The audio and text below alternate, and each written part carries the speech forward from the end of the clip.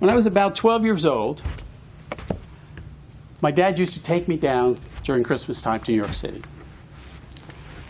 And I happened to notice when we were down there that there was a gentleman on the corner with a deck of cards, a cardboard box, and a lot of people around him. I thought he was doing magic. I was interested in magic. I wanted to see what he was doing.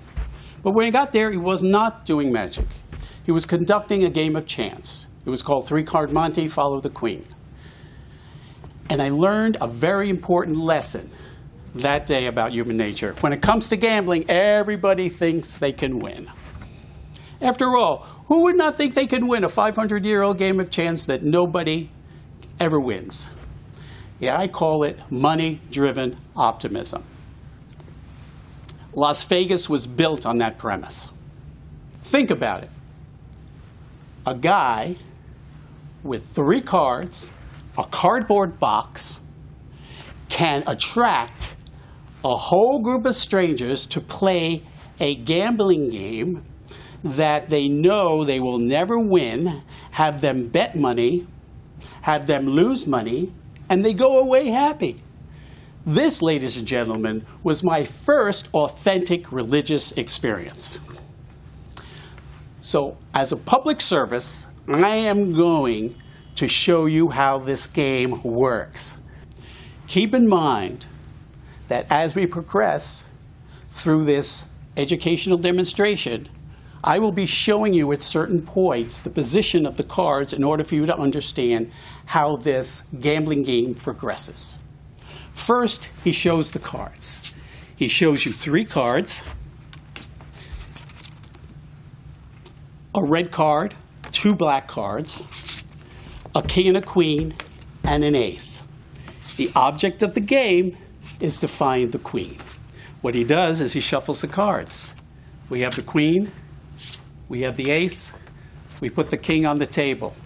And I'll show you that we do have the king on the table. Now, if I were to ask you where the queen is, you would say in your hand. That's because I showed it to you. But the game, you'd have to guess that. But before anybody wins this game, you have to bet, because the game doesn't start until money is played on this game. And so he has the person throw money to bet on where the queen is. And he says the queen is in your hand. And I make a quick switch, which is very, very quick. And I show him that the queen is not in my hand. The queen is on the table. I have the king and the ace in my hand. Now, the person making the bet is going to think there's something screwed up here. And he would be right. Because as I told you in the beginning, nobody wins at this game. But I want his money, and I want him to bet more. So I have to give him the incentive to stick around and play again. And I do this by doing this. I tell him, don't worry about the queen. All I want you to find is one of 2 black cards. I've increased his odds tremendously. And what I actually do, he actually goes over and he turns the ace over.